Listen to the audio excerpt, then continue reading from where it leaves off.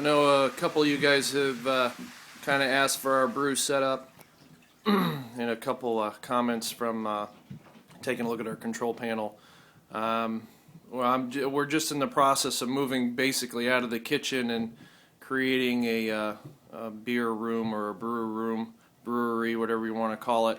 So here's I'm going to give you just a quick look to see what else is coming down the pipeline and what we've kind of done so far, and kind of go from there. So here we go. So you've seen this. This is the controller. To the left of the controller, we got our kegels. You can see we've installed some of the threaded couplings,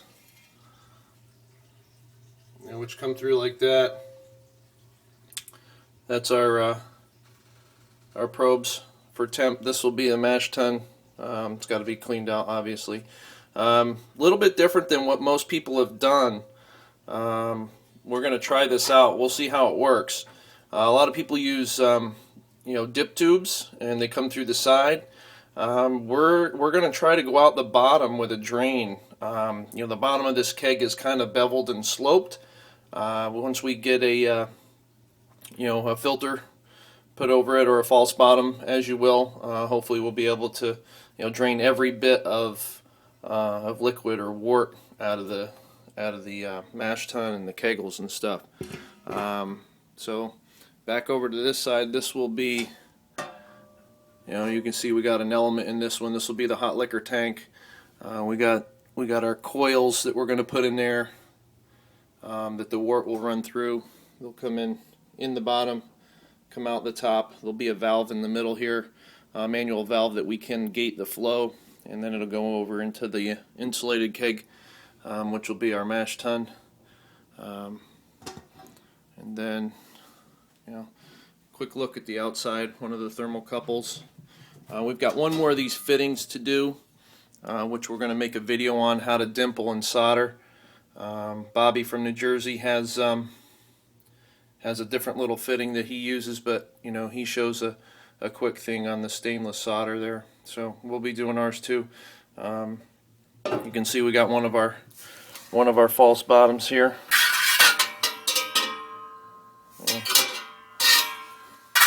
Drain in the bottom. Works really good on this one. Drains all but a few ounces of liquid. This is our chiller, and then we'll have a T fitting here, and this will go right into another thermocouple over there, and then we'll be able to in and out. This is our homemade sink. I wanted something bigger. A little nasty down there, I apologize for that. I wanted something a little bit bigger than a typical sink, just so that I can get my kegs, my soda kegs in, and my buckets and my carboys, so that I can get them all the way down in there. And I'm in the basement, so here's my gray water out, or my sewer out. I would have needed a sink with an ejector pump. Those can be very, very pricey. As you can see, I have a whole little contraption here. I did a reducer to get onto the drain that was there. I have a union in case I got to take it off.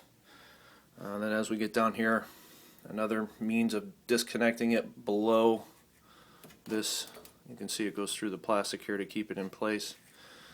And then I have a check valve, just so no sewer comes backwards. Yuck, that would be disgusting. But it is on a float switch, so the whole thought process is that this will run and pump stuff based on levels and stuff as needed. And again, this is just a converted food grade sink that we used. We just got finished with the rough carpentry, doing a counter kind of down here, getting things kind of organized so we have some space. We're going to paint this up, get it all sealed nicey nice.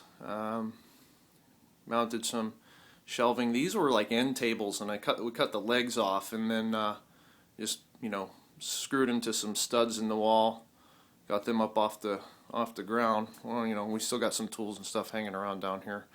And then a very rough framed out shelf here. I'm going to put some plywood down on the bottom here for a shelving unit, some more plywood, some holes in it, and then basically make a carboy stand to get the carboys up off the ground, keep them upside down, keep the dust out of them, all that jazz.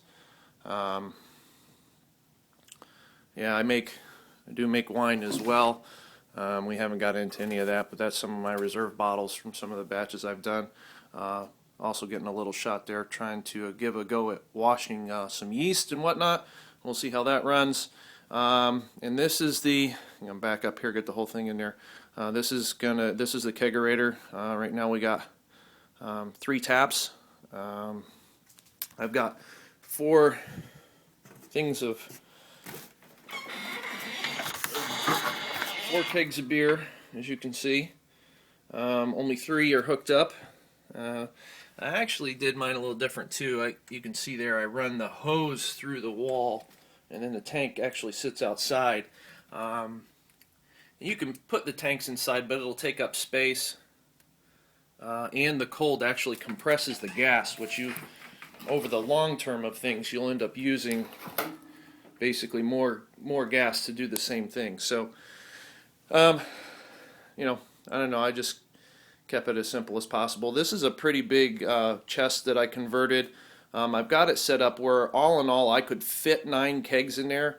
I raised this. This is an 8-inch piece of wood here, and it's all insulated inside as you saw.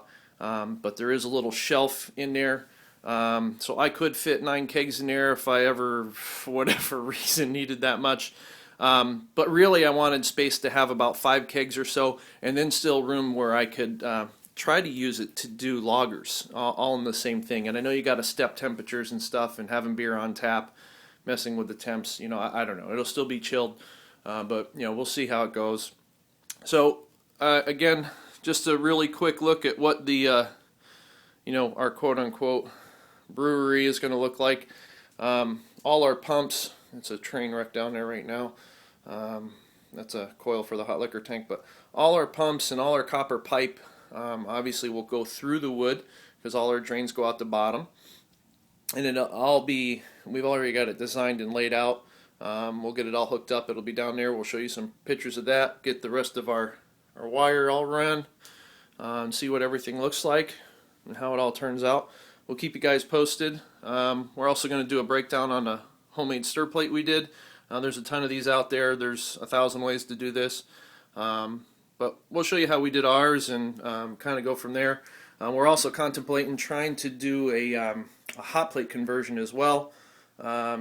Just to, you know, because I mean, I like to boil the water when I go to charge a keg, you know, after it's, you know, it's ready to be carbonated.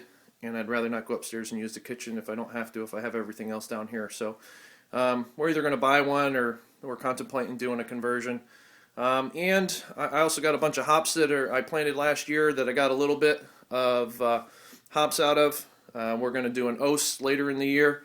So we'll keep you posted on those videos as well. So again, the next video you probably look forward to, we're going to dimple the input for this keg. That'll be the boil kettle, and you know, we're going to get an input there.